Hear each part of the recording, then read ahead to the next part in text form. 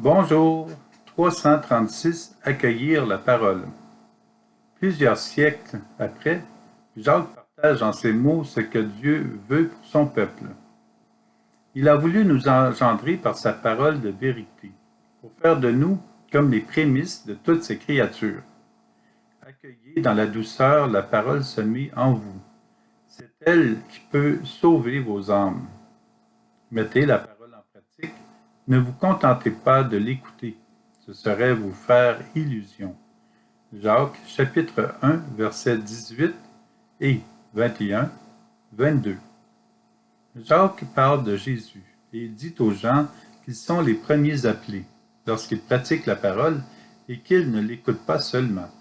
Jacques partage aussi la raison d'accueillir la parole de Dieu puisqu'elle est capable de sauver.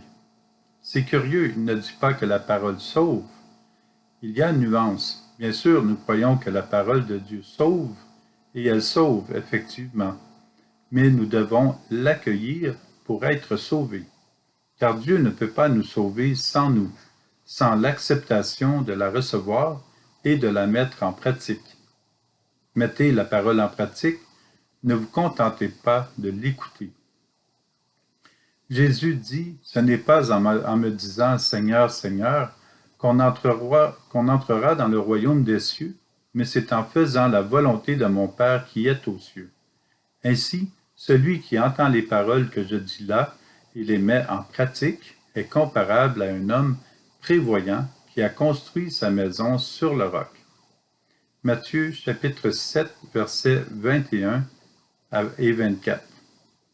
Jésus confirme 3 moyens à suivre pour que nous soyons sauvés. La première, c'est d'écouter la parole de Dieu. La deuxième étape, c'est de l'accueillir, la méditer et revenir constamment. La troisième étape consiste à mettre la parole en pratique. Écouter la parole, l'accueillir, la méditer est notre mission. La mettre en pratique, c'est évangéliser. À cela, ajoutons l'Eucharistie, le banquet de l'agneau, la fête préparée dans le royaume de la Trinité.